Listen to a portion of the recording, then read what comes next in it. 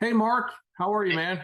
Good to see Hey, you. John, doing good here. It's been a busy week. How about yourself? It has definitely been a busy week here in the real estate world, and it's been Yes, busy on the yes. mortgage side too, buddy. From what we're Well, and saying. I tell you what, I know you've had a busy day with a new closing. I want to congratulate you there. That was wonderfully done. Thank you, sir. Thank you, Yep, and I appreciate your help on it. As always, partnership with you on different package deals that are happening is really awesome, and I appreciate your support on that closing as well. So thank you too. Um, absolutely, absolutely.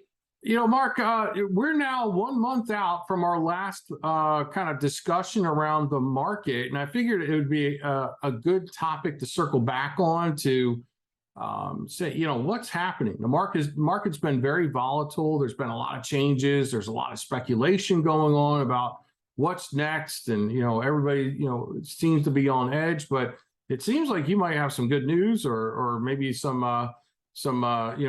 breathing room that may be forming. But I'll let you kind of talk a little bit about what you're seeing on the mortgage side. On the real estate side, what I am seeing is definitely a lot more of that cooling off from the buyer.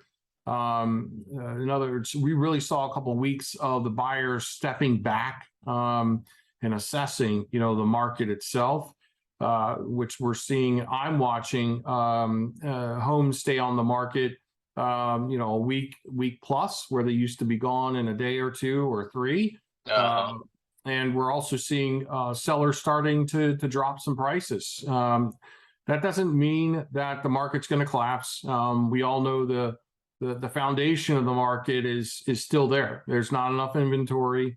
There's a sound lending practices. So a lot of people are like, "Oh no, this is going to be 2008," and it's not going to be 2008 again. Things are much different.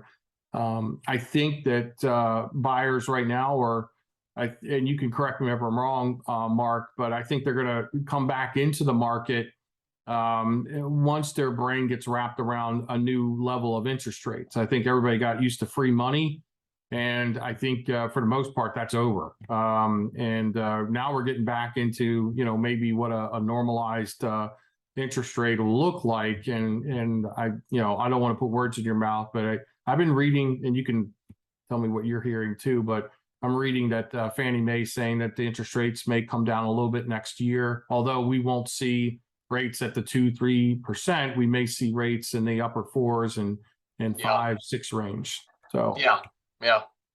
Um, I think um, I think you're exactly right. See, opportunity presents itself at the intersection of the right price, the right interest rate.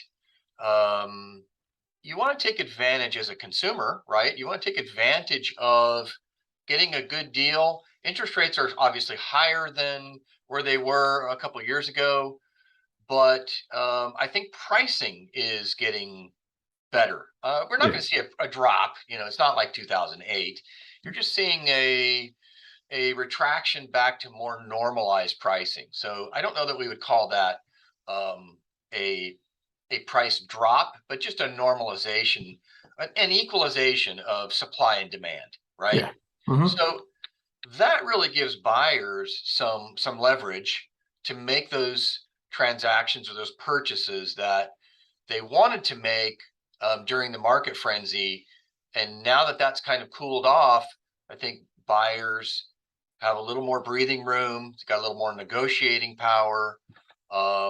Interest rates are a little higher, but there are some strategies that you can implement. So, I'd love to go over that and talk about what it looks like standing in a buyer's pair of shoes today, Yeah, what they can do with that today, and what interest rates may look like in the future, and how they can leverage a potential refinance if even though they're buying a little bit higher interest rates today.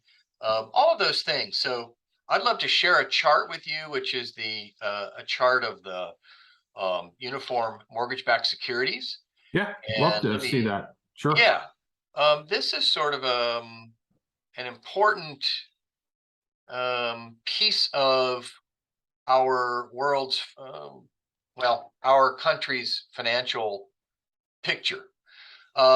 So what you see on your screen is the UMBS 30-year 5.5% coupon. There are different coupons, and that's a long, lengthy story we probably don't want to have today. But as you can see in this area, we're up 38 basis points at the moment, as of 3:55 p.m., which is my time. You're at 4:55 p.m. What I wanted to highlight was, if we go back to what is this, February 2021, roughly. Yeah, I'm sorry, that's not February, it's October Mhm. 2021. This is the area that we had those 2.5%, 3% interest rates. And Yeah. that's what was driving the market into a frenzy. The reason we got into this area is because the Federal Reserve stepped in to this market, the mortgage-backed securities market, to support it during COVID. The naturally aspirated investors that would normally buy this on the open market, or these securities which trade like stocks, those guys got really nervous and they stepped away from the table and did not want to buy mortgage-backed securities. What that meant was that homeowners couldn't get loans because there wasn't anybody to buy these packaged securities. Mm. So remember, you may remember, Fed Chairman Powell stepped up to the plate and he said, we are going to start buying MBS securities en masse and support that market. They were buying billions and billions of dollars of these things every day to support the market, which normal investors, and we're talking about big Wall Street investors, or private equity firms, hedge funds, people who would normally buy and sell and trade in these vehicles, stepped away from the table because they were afraid. They were afraid people might not make their house payments. So what happens if you buy a security and it collapses because now people have COVID, they can't make their house payment, Ah. they Yeah. got a dud on their hands. So Fed Chair Powell, Chairman Powell, stepped in and said, we are going to become a buyer, a massive buyer of these securities. And so that's how we got to this area of the 2.5%, 3%, depending on whether they had a 15-year fixed or 30-year fixed. They supported the market. What started to happen in later months was Fed Chairman Powell said they're going to stop buying these. And in fact, they're going to sell what they have on their books to the open market. That was a earth-shattering moment for this market, because now a big buyer was stepping away from the table, and the market, the natural marketplace, had to kind of fill the Fed's shoes, and they couldn't, because there wasn't enough demand.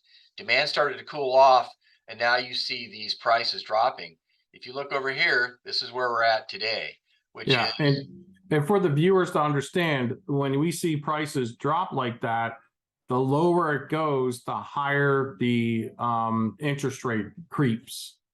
that's true. Yes, it's an inversion, or an inverted. It's very complicated to describe. We won't try that today, but it's an inverted relationship of yields to MBS pricing. See, and you see right there, we just went from 38 to 53. So as we were speaking, pricing for mortgage-backed securities actually is improving, right? There's more demand for these instruments.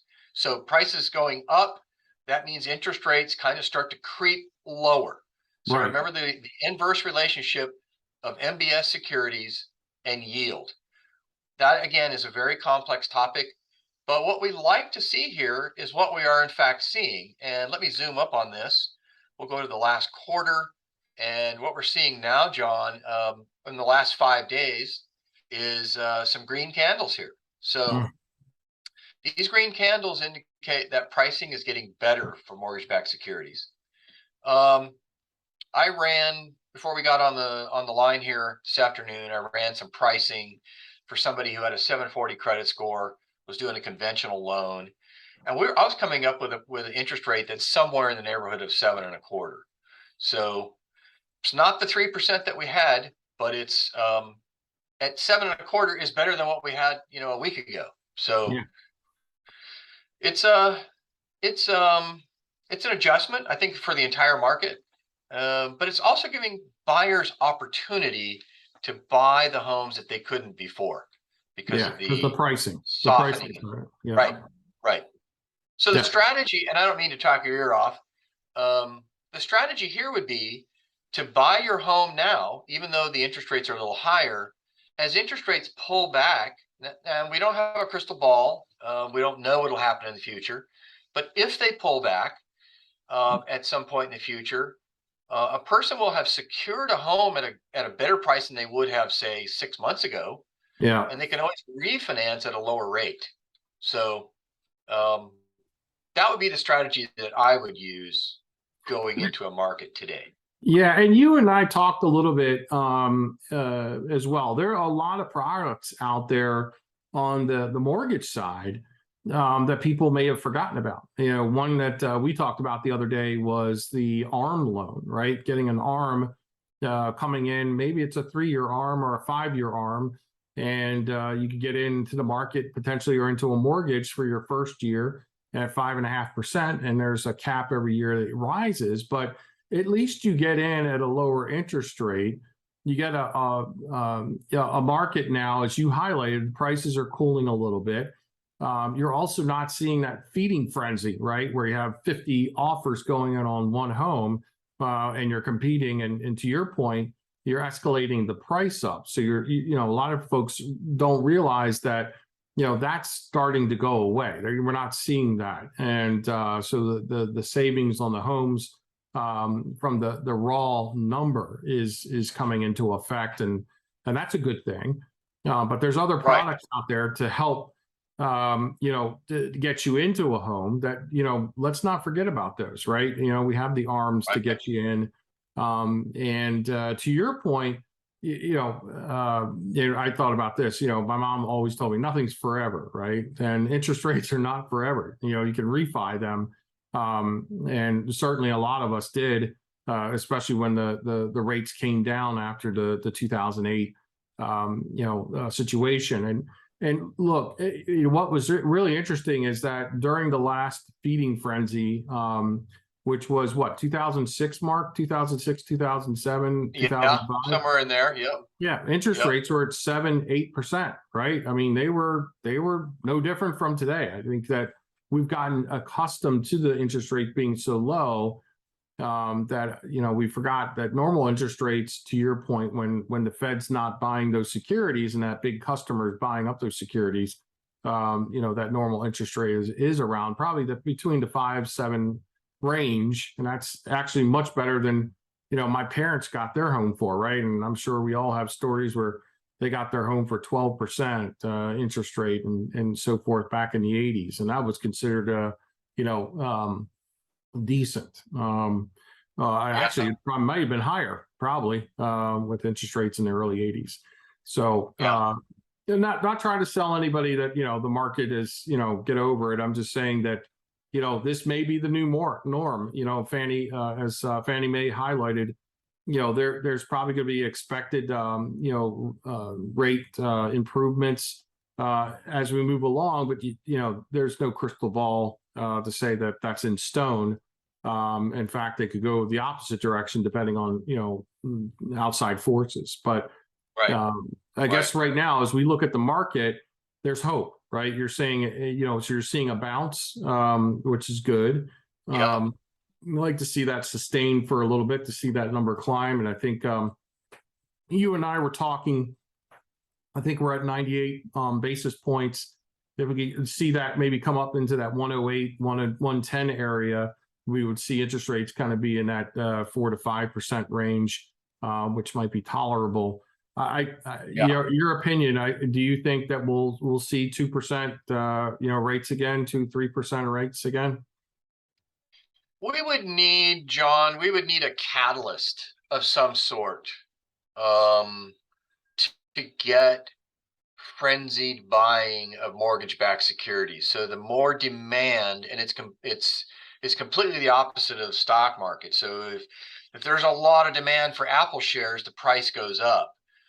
with mortgage-backed securities, it's the same way as that security appreciates in value, except the yield on the other side of that security drops. And so, or maybe it's the inverse of that. I don't remember, but it's a complex topic. But we would need a catalyst to drive pricing back up to achieve something that's close to 3% or 4%. Who knows what that is? I hope it's not another round of COVID, but it could be just the market gets very hungry for mortgage-backed securities and they buy them up. A scenario where that could happen is if the stock market sold off really hard, really hard. I mean, like dropping 1,000 points a day. What happens is investors will look for a flight to safety, right? Something that's not as has as much volatility. So they will sell their stocks and put that money into mortgage-backed securities. If enough of that happens, that can drive MBS higher and really send rates lower. So it is always a game of supply and demand, balancing markets. You know, it's like water. It always seeks its own level. And I think we're seeing that in interest rates. I think we're seeing that in housing as well. We're seeing, to your point, we're seeing the balancing or rebalancing of prices that where the pendulum had swung too far. Now prices are kind of retracing to a more balanced perspective. The supply demand equilibrium is starting to rule the day. Yeah, I agree with you.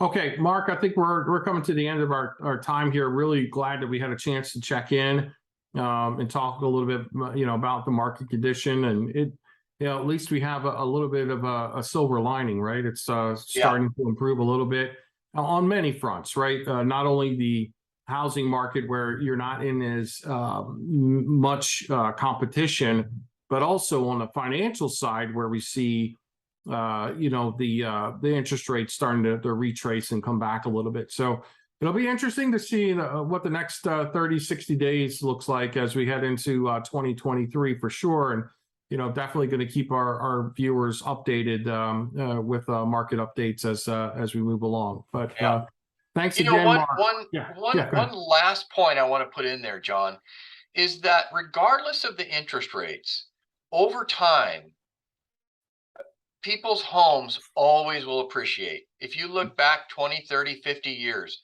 appreciation occurs regardless of interest rate. So for your viewers who are nervous about interest rates, just remember that you're leveraging a $250,000, $350,000, $450,000 piece of real estate with a small amount of money, a down payment. That's going to create a nice hefty return over the years. So just a closing thought. No, it's really good. Yeah, my as I said before, my grandmother said to me a lot, they're not making any more land, John. So it's finite. So it's going to continue to go up for sure. And congratulations again on your closing today. That was so awesome. You're welcome. Thank you. And thank you for your help on it too. Yep, absolutely. All right, Mark, you have a great rest of your evening, and we will talk later. Take care. All right, my friend. Adios. Adios.